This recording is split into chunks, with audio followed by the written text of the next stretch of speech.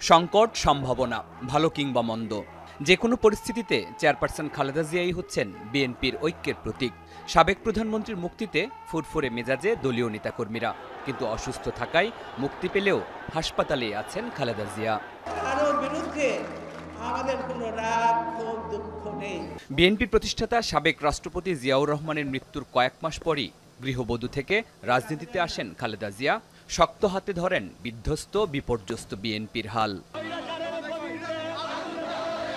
রাজপথে থেকেছেন, গ্রামেগঞ্জে ঘুরেছেন, ৯০-এর উত্তাল দিনগুলোতে শেকল ভাঙার মন্ত্র শিখিয়েছেন। সবাইকে নিয়ে নেমেছেন স্বৈরাচার বিরোধী আন্দোলনে। আন্দোলন করতে গিয়ে আপসহীন নেত্রীর উপাধিও পান তিনি। ২০০৮ সালে বিএনপি চেয়ারপারসন খালেদা জিয়াকে আটক করে সেনা সমর্থিত তত্ত্বাবধায়ক সরকার। তখন নানামুখী চাপ থাকা সত্ত্বেও বাংলাদেশ ছেড়ে যাননি খালেদা জিয়া। আকাশচুম্বী জনপ্রিয়তা নিয়ে ১৯৯১ সালে দেশের প্রথম নারী প্রধানমন্ত্রী হন খালেদা জিয়া। নির্বাচনে তার পরাজয়ের কোনো ইতিহাস নেই। যতবার যত আসনে প্রার্থী হয়েছেন, প্রত্যেকটিতে জয় পেয়েছেন ধানের শীষে। বিএনপি নেতাদের দাবি, স্বনির্ভর বাংলাদেশের ভিত্তি স্থাপন করেছেন জিয়াউর রহমান, বাস্তবায়ন করেছেন খালেদা জিয়া। সব মিলিয়ে দক্ষতায় যোগ্যতায় তিনি অনন্য উচ্চতায় নিয়েছেন বিএনপিকে, নিজে হয়ে উঠেছেন দলের অবিসংবাদিত নেতা। ২০১৩ সালের ২৯ ডিসেম্বর মার্চ ফর ডেমোক্রেসির ডাক দেন খালেদা জিয়া।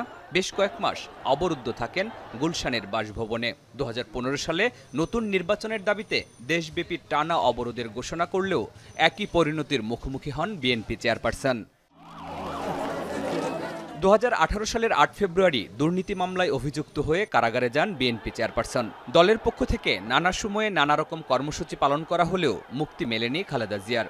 করোনা মহামারীতে সরকারের নির্বাহী আদেশে শর্ত সাপেক্ষে মুক্তি দেয়া হয় বিএনপি চেয়ারপারসনকে। এরপর হাসপাতাল, বাসা, হাসপাতাল, এভাবেই চলছে তার জীবন। সোমবার ছাত্র জনতার অভ্যুত্থানে দেশ ছাড়েন শেখ হাসিনা। সংকট মোকাবেলায় এগিয়ে আসে সেনাবাহিনী। রাজনীতির মারপ্যাচ কিংবা ভাগ্যের খেলা। ২০১৮ সালে সেনা সমর্থিত তত্ত্বাবধায়ক সরকারের যে মামলায় কারাগারে যান খালেদা জিয়া, মুক্তিও পেলেন সেরকম একটা পট পরিবর্তনে। শরীফুল ইসলাম খান, যমুনা নিউজ, ঢাকা।